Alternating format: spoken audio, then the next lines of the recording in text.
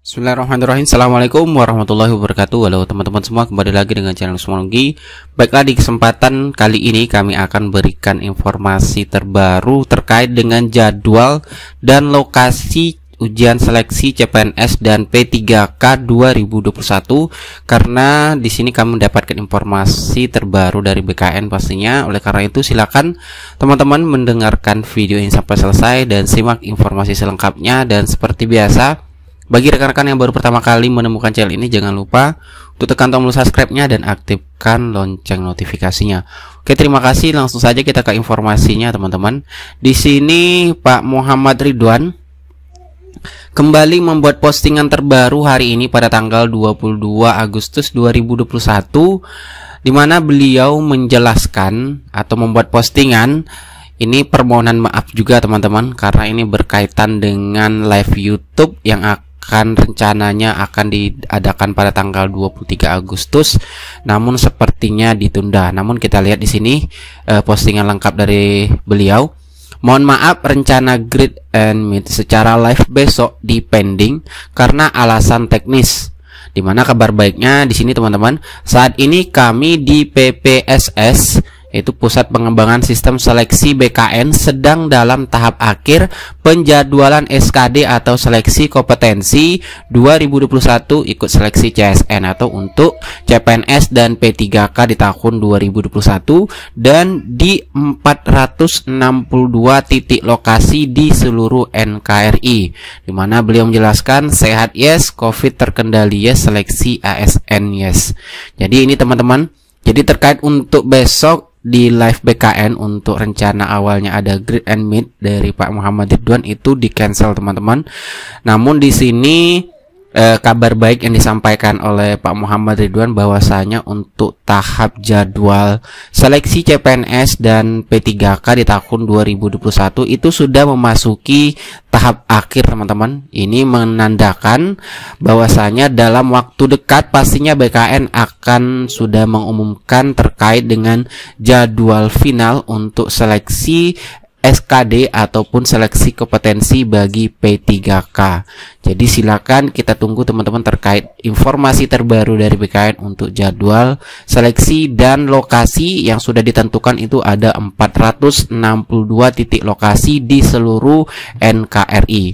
Kemudian di sini saya akan menjawab pertanyaan dari salah seorang penanya di YouTube saya di sini, teman-teman.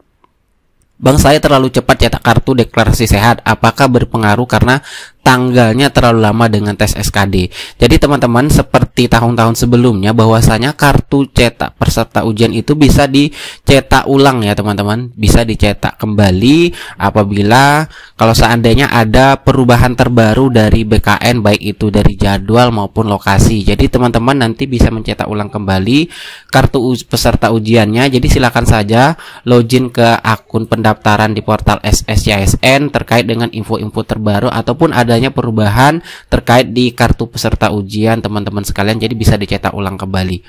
Kemudian untuk P3K guru, besok siap-siap bagi teman-teman untuk mencek juga portal SSCSN-nya karena besok itu sudah pengumuman Paskasangga.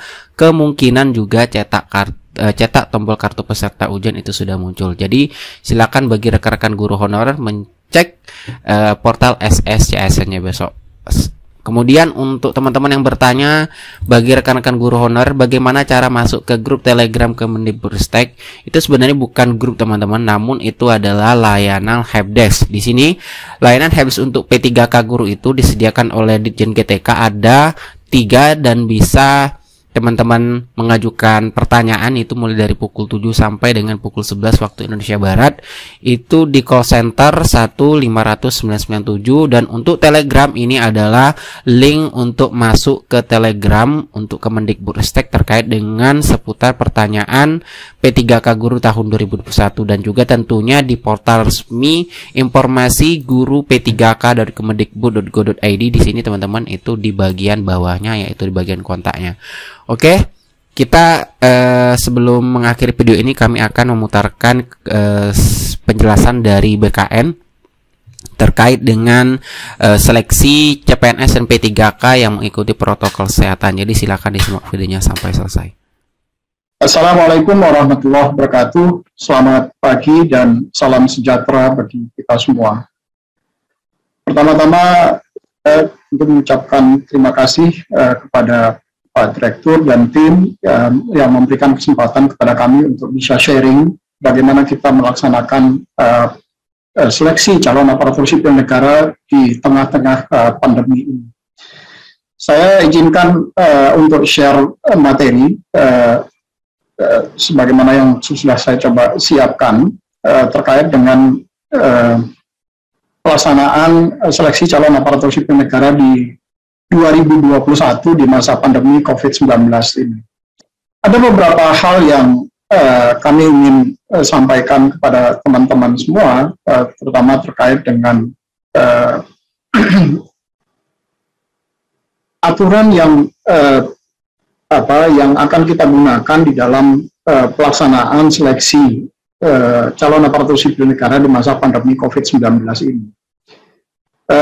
Tentu secara payung hukum, undang-undang maupun PP, baik itu PP 11 2017, PP yang direvisi kemudian menjadi PP 17 2020, kemudian PP 49 2017 tentang manajemen P3K, kemudian ada peraturan-peraturan turunannya yang lebih detail, yaitu Permenpan 27, Permenpan 28, dan Permenpan 29 terkait dengan pelaksanaan seleksi calon aparatur sipil negara tahun 2019.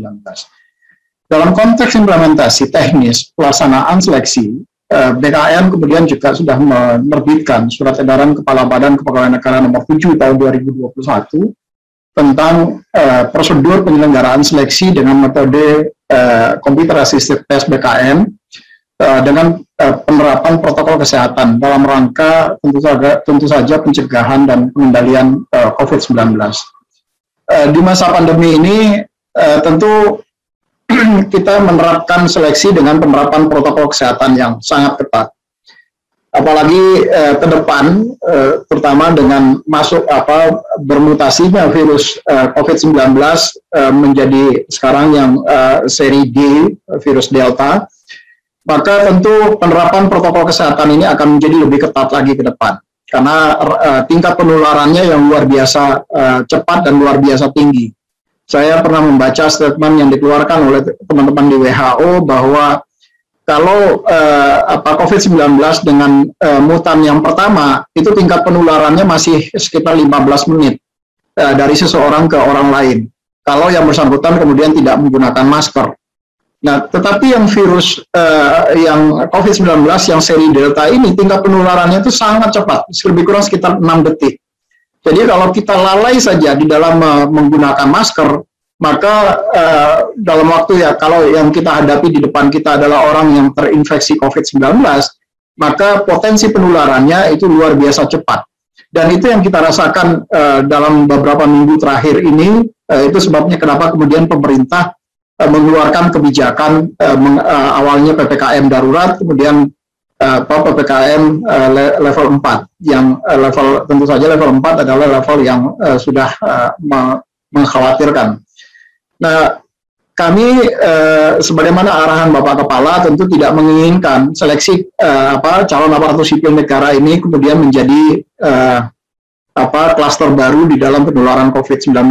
Karena akan sia-sia apa yang sudah dilakukan oleh pemerintah dengan kita menerapkan PPKM, kemudian kita di lockdown, bekerja dari rumah, aktivitas ekonomi kemudian juga relatif tidak berjalan karena ada pembatasan dalam hal ini, maka BKN tentu tidak menginginkan seleksi ini kemudian menimbulkan klaster baru di dalam penularannya. Untuk itu tentu penerapan protokol kesehatan yang ketat, kalau nanti kita setelah berkomunikasi dengan teman-teman di BNPB maupun dengan teman-teman di Kementerian Kesehatan dan Kepolisian, maka pelaksanaan seleksi kalau memang diizinkan oleh gugus tugas, maka pelaksanaan seleksi ini tentu akan sedikit lebih dengan persyaratan-persyaratan yang lebih berat dibandingkan tahun lalu. Ini yang kemudian perlu menjadi perhatian kita bersama, dan saya tentu yakin betul teman-teman semua, Bapak Ibu di instansi di daerah, BKD, BKPSDM, ataupun BKPP tentu juga sangat ingin bahwa pelaksanaan seleksi ini tidak menjadi klaster baru di dalam penyebaran COVID ini. Dan kita sangat komit untuk melakukan itu. Nah, beberapa tahapan yang perlu kita perhatikan adalah ada persyaratan-persyaratan yang nanti akan dikeluarkan oleh instansi. Pertama, terkait dengan mobilitas orang. Sekarang pemerintah sudah menerapkan aturan yang sangat ketat terkait dengan mobilitas orang, apakah itu menggunakan jasa udara ataupun jasa laut ataupun transportasi darat. Nah, mobilitas ini harus betul-betul menjadi perhatian. Persyaratan-persyaratan pada saat seseorang melakukan mobilitas dari satu lokasi ke lokasi lain, itu betul-betul harus menjadi perhatian kita bersama. Dan yang kedua adalah di titik-titik lokasi harus dipastikan betul bahwa peserta pada saat kedatangan itu betul-betul harus menggunakan masker. Dan arahan WHO belakangan ini termasuk juga dari teman-teman di tim gugus tugas, penggunaan masker sangat disarankan untuk menggunakan 2 lapis, yaitu kombinasi antara masker kesehatan dengan masker kain. Karena dengan menggunakan masker yang 2 lapis itu tingkat penularannya akan lebih pencegahan terkait dengan potensi penularannya akan jauh lebih baik. Jadi ini yang nanti kalau pada saat kita SKB 2020 yang lalu kita hanya menyarankan menggunakan masker 1 lapis, maka ke depan pelaksanaan kalau ini diizinkan oleh teman-teman di gugus tugas, maka penggunaan masker 2 lapis harus kita dorong secara bersama-sama sehingga tidak menjadikan klaster baru di dalam penularan COVID-19 untuk pelaksanaan seleksi ini. Kemudian menurunkan peserta itu harus di drop area dan di drop off area, dan kemudian tidak boleh menunggu di ruangan di tempat yang menurunkan. Jadi peserta hanya diantar kemudian ditinggal. Nanti kalau sudah selesai waktunya lebih kurang sekitar 1 jam 40 menit, nanti setelah selesai silahkan dijemput kembali peserta-peserta yang apakah itu anak atau keponakan kita yang mengikuti seleksi. Semua hasil seleksi juga sudah kami siapkan, tidak lagi disiapkan di ruang tunggu, tapi Bapak Ibu bisa memonitor melalui streaming YouTube yang bisa diakses oleh seluruh dimanapun Bapak Ibu berada, sepanjang Bapak Ibu memiliki akses terhadap internet. Dan tahun ini kami juga sudah menyiapkan juga dalam bentuk sertifikasi, jadi sertifikasi hasil seleksi. Kemudian ada pengecekan suhu badan, ini adalah yang juga sudah kita terapkan di tahun lalu. Ada pengecekan kelengkapan dokumen, ini juga semua menggunakan sistem sekarang. Jadi tidak lagi ada menggunakan yang dalam bentuk fisik. Jadi semua mulai dari tingkat kehadiran, pemeriksaan kehadiran, semua menggunakan scanning QR code yang ada di dalam kartu peserta ujian, dan semua menggunakan aplikasi. Seperti kalau kita masuk ke check-in atau di bandara misalnya, kalau mau melakukan perjalanan dengan pesawat udara. Kemudian pemberian PIN registrasi kepada peserta, kemudian proses alur masuk ke ruang ujian, menunggu di ruang steril sampai dengan keluar dari ruang ujian itu harus diatur agar tidak terjadi papasan antara peserta yang sudah selesai dengan peserta yang baru akan masuk, sehingga dengan menghindari memberikan jalur yang berbeda antara jalur masuk dengan jalur keluar, itu akan membuat mengurangi potensi adanya penularan COVID-19 antar peserta. Ini tadi saya ceritakan, kita sudah menyediakan juga fasilitas live streaming untuk hasil seleksi dari seluruh peserta. Jadi Bapak Ibu keluarga misalnya kalau ada anak keponakannya bisa memonitor hasil seleksinya dari rumah, atau juga bisa memonitor dari HP-nya masing-masing dengan masuk ke streaming YouTube-nya BKN, kanal YouTube resminya BKN, untuk kemudian untuk mengikuti berapa skor yang diperoleh oleh anak atau keponakan Bapak Ibu. Dan para peserta juga sekarang tidak perlu lagi kemudian kalau mau mencatat hasil skornya juga bisa, tetapi juga sudah bisa langsung mencetak skor hasil SKD-nya dengan menggunakan sertifikasi digital. Sistemnya juga sudah kami siapkan. Kemarin juga waktu kita pelaksanaan seleksi kompetensi dasar pendidikan kedinasan, ini juga sudah diterapkan. Jadi mereka sekarang juga sudah memiliki sertifikat digital untuk pelaksanaan hasil dari setiap seleksi yang mereka lakukan. Sistem seleksi mulai dari registrasi sampai dengan sistem login. Kami kemudian juga melakukan penyempurnaan terhadap sistem, di mana menggunakan face recognition sekarang. Jadi ini adalah bertujuan untuk meminimalisir terjadinya atau potensi kecurangan penggunaan calo. Jadi face recognition ini kalau orang yang mengikuti seleksi, jadi ada 2 tahapan di face recognition yang kita gunakan. Yang pertama adalah pada saat peserta melakukan presensi dan registrasi, nanti akan dicocokkan wajahnya dari 3 foto swafoto yang mereka masing-masing peserta sudah upload ke dalam database. Kemudian face recognition yang kedua adalah pada saat mereka akan login ke dalam sistem CAT-nya sendiri. Kalau orang yang login ke sistem CAT-nya kemudian tidak terdeteksi wajahnya, maka sangat berpotensi besar dicurigai adalah yang bersangkutan calo ujian. Ini yang kami lakukan penyempurnaan di dalam sistem. Jadi mohon betul bagi teman-teman atau Bapak Ibu yang anaknya ikut seleksi ujian, silakan diingatkan betul, hati-hati betul, karena begitu mereka terdeteksi bukan yang bersangkutan, maka automatically mereka akan gugur dan tidak mengikuti sebagai peserta seleksi calon aparatur sipil negara. Karena sistem kemudian akan mendetek mereka apakah betul yang bersangkutan atau tidak.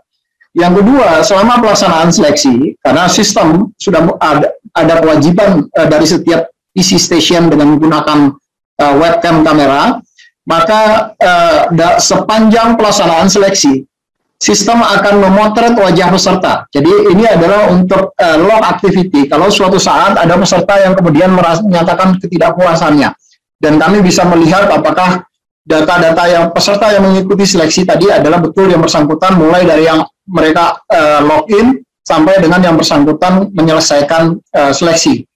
Nah, potret wajah peserta itu akan dilakukan secara acak oleh sistem. Jadi dilakukan secara random pada menit-menit tertentu tanpa kemudian harus mengganggu peserta yang bersangkutan. Mereka tidak akan pernah tahu menit keberapa dia wajahnya dipotret oleh sistem sebagai log activity selama pelaksanaan seleksi ini. Ini juga kami lakukan penyempurnaan sehingga kalau ada kekhawatiran seseorang kemudian di tengah jalan sistemnya dihack, maka kita akan bisa membuka log activity-nya apakah yang bersangkutan betul ada hacking sistem di tengah jalan atau tidak. Dan ini insya Allah kemarin sudah bisa kita lakukan dan kita detect dengan baik, dan semua record pelaksanaan seleksi itu tercatat dengan baik. Jadi ini yang kemudian selalu kami gunakan sebagai bahan kalau ada peserta yang kemudian di kemudian hari melakukan gugatan pada kita.